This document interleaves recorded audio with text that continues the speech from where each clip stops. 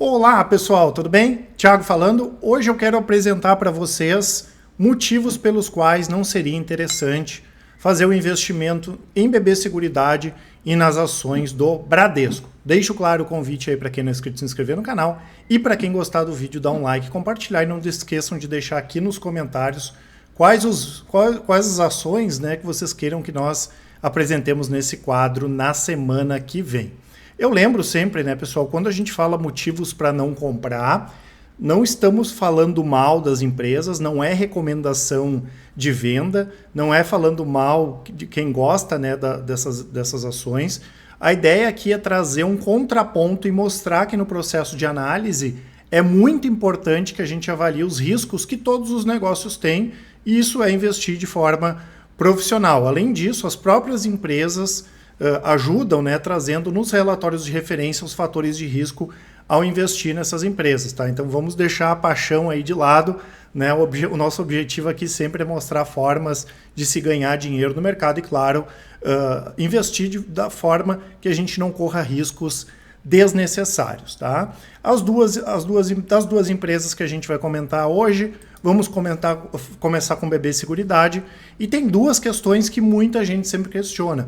Poxa, Thiago, eu vejo que os analistas da Capitalizo falam tão bem aí da BB Seguridade, mas tem uma questão importante, a ingerência do Banco do Brasil, que é o controlador, é uma estatal, pode ocorrer ingerência, vamos falar sobre isso. E também outra questão bastante observada, perguntada por todo mundo, são os múltiplos elevados, especialmente quando a gente compara o preço de mercado da ação pelo valor patrimonial.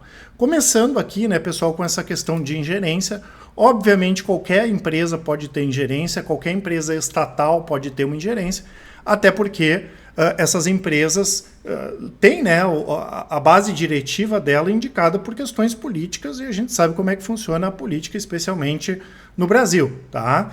Porém, pessoal, no caso de BB Seguridade, tem questões importantes, claro que o controlador é o Banco do Brasil, né? Então existe esse risco, mas esse risco é menor, primeiro porque o segmento de seguros, pessoal, ele tem um arcabouço regulatório bastante rígido, né? A SUSEP faz a regulação, então isso a mesma coisa acontece com o setor bancário, então o espaço para fazer ingerência ele é um espaço menor, né? E além disso, a BB Seguridade tem uma questão bastante importante. Cada sócio da BB Seguridade nos negócios da empresa é privado. Então, por exemplo, aqui a Brasil Seg, da parte de seguros, tem a Mafre. Né? A Brasil Prev, da parte de previdência, tem a Principal. A Brasil Cap de capitalização tem a Icatu. A Brasil Dental tem a Odontoprev. E aqui na parte de corretora tem a Principal também. Então, tendo sócios privados, a gente mitiga bastante esse risco. E, obviamente, a gente não entende que esse aqui é um risco para... eu vou deixar de investir em BB Seguridade pela questão da ingerência. Pelo menos hoje, a gente não observa esse risco aqui como um risco importante, né? Dificilmente vai acontecer alguma coisa nesse sentido que possa trazer resultados relevantes de maneira negativa para os resultados de BB Seguridade. E a outra questão, né, pessoal, é em relação aos múltiplos. Basicamente, as pessoas entendem que o preço sobre o valor patrimonial de BB Seguridade é alto e a pessoa não vai investir em BB Seguridade porque o PVP hoje está marcando mais de 7 vezes, tá?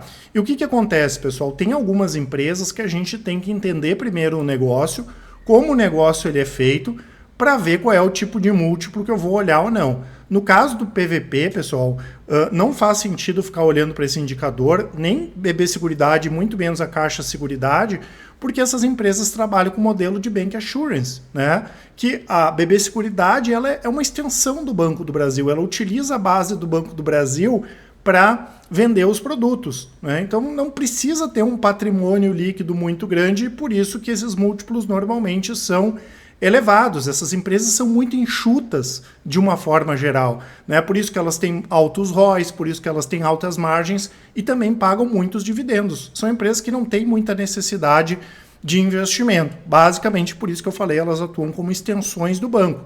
Quando a gente olha aqui, talvez esteja um pouco pequeno, mas isso aqui foi como terminou o ano de 2021 em relação à base de funcionários da BB Seguridade, que basicamente é formada por funcionários do Banco do Brasil.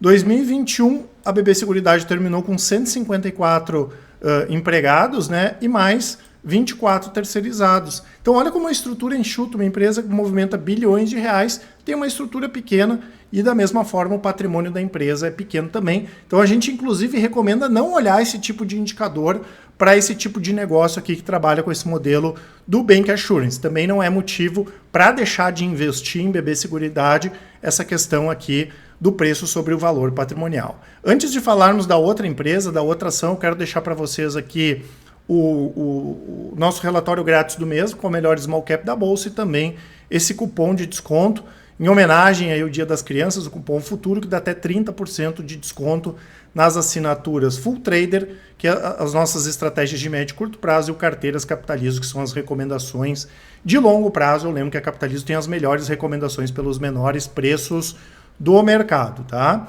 E a outra empresa aqui, né, pessoal, é o Bradesco. Né? Muita gente nos questiona sobre a questão da possibilidade de um crescimento menor, não só do Bradesco, mas de outros grandes bancos. E também, recentemente, aí, essa questão da inadimplência que voltou, principalmente para o Bradesco, né, voltou à tona e muita gente questionando sobre isso. Falando primeiro, né, pessoal, sobre essa questão de crescimento, é importante a gente lembrar e contextualizar que os bancos, né, e o mercado bancário no Brasil passou por um período grande de consolidação, ou uma grande consolidação ali no final dos anos 90 para o início dos anos 2000. Ou seja, basicamente os grandes bancos, Itaú, Bradesco, até tinha antes Unibanco, que acabou juntando com Itaú, mas Bradesco, Itaú, a gente poderia colocar Caixa, Banco do Brasil e Santander, operaram sozinhos nesse mercado e cada vez o mercado foi mais se consolidando. Até que, a partir de meados de 2016, 2017, nós tivemos já um crescimento não só de outras empresas como corretoras, mas um crescimento muito forte de fintechs, né? Tanto que só no ano passado nós tivemos 104 fintechs, né? Aqui tem as maiores ali, Stone, GetNet, enfim, tá? Primeira coisa que muita gente questiona, poxa, Thiago, mas essas empresas não dão dinheiro. Aqui nós não estamos falando das fintechs, nós estamos falando dos bancos. E quanto mais concorrência tem, pessoal, pior é, porque as margens caem. Né? Previdência é um baita produto, mas se tem muita gente indo para a parte de previdência, tira a receita. As taxas de administração caem, é muita concorrência, né? E com isso o resultado acaba caindo porque as margens acabam caindo. Eu gosto sempre de comentar, né, que a própria Itaúsa, que controla o Itaú, deu a morta, como diz o outro, né? Ela cantou a pedra, ela começou a investir em mais outros negócios além do Itaú. Claro que tem a Duratex, né, que virou Dexco, que é mais antiga no grupo, mas eles começaram a comprar outras empresas também, porque eles sabem que vai ter um crescimento menor. Não tem problema nenhum nisso, né? Agora, não dá para investir pensando que essas empresas vão crescer o que cresceram nos últimos 20 anos, porque mudou o foco. O foco vai ser muito mais na parte de dividendos, até porque esses bancos podem ajustar muito a parte de custos, e aqui a gente fala do Bradesco também, do que pensando em crescimento. Né? O grosso desse crescimento ele ficou para trás, o mercado ele cada vez vai ter uma concorrência maior, mas como pagadores de dividendos é interessante sim. Tá? E claro, né, pessoal, aqui a gente está falando do mercado brasileiro. Os bancos podem crescer lá fora? Pode, né? Não é tão simples assim, mas pode. Os bancos podem investir em outros negócios?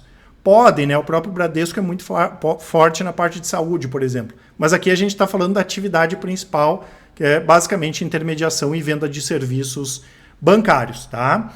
E outra questão importante também, que muita gente questiona, é a inadimplência, né? O Bradesco ficou em foco, isso eu já comentei algumas vezes, porque o Bradesco, né, desde a virada do ano de 2021 para 2022, começou a cometer, vamos dizer assim, entre aspas, algumas barberagens de emprestar mais dinheiro do que deveria. Né? E isso fez com que as provisões, aqui a gente tem o gráfico das provisões para devedores duvidosos, tem aumentado, mas não foi só para o Bradesco que aumentou, mas a inadimplência cresceu. Hoje os níveis de inadimplência do Bradesco estão bem acima, por exemplo, aí, do que Itaú e Banco do Brasil. Eu já comentei algumas vezes que a nossa preferência, e aqui eu não estou falando de recomendação, mas em termos de qualidade, é o Banco do Brasil e o Itaú. O Itaú sempre teve um histórico mais conservador, um banco que sempre foi mais produtivo, sempre conseguiu trazer margens maiores, até porque ele sempre teve mais cuidado por exemplo, com essa questão aqui de emprestar para quem vai devolver o dinheiro, porque o grande risco é esse, né? Emprestar é fácil, o complicado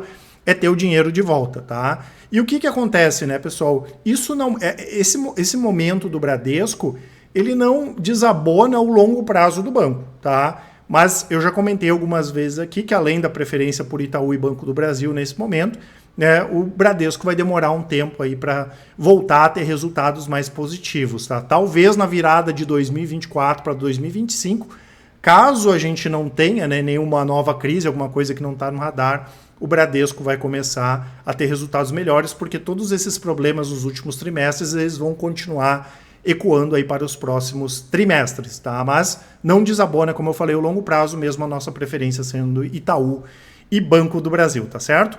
Eu lembro que eu vou deixar para vocês aqui, pessoal, o nosso site, onde tem as assinaturas da Capitalizo e os resultados aqui das nossas estratégias de recomendações, tanto as carteiras de longo prazo, que com 10 minutos por mês vocês conseguem acompanhar, quanto as carteiras de curto prazo, que com 10 minutos por dia vocês conseguem acompanhar. Ah, quero ver a carteira de dividendos da Capitalizo, é só clicar lá, tem um vídeo explicativo, os resultados, que eu comento sempre, são os melhores resultados do mercado, tudo feito de maneira independente e transparente. E claro, temos também o nosso diferencial, que é o atendimento da Capitalizo. Nesse sentido, caso vocês tenham alguma dúvida, mandem um e-mail para contato@capitalizo.com.br. Quem preferir pode nos chamar agora no WhatsApp, mandar um áudio ou uma mensagem que com certeza o pessoal do atendimento vai auxiliar a todos. Um grande abraço e ótimos investimentos. Até mais!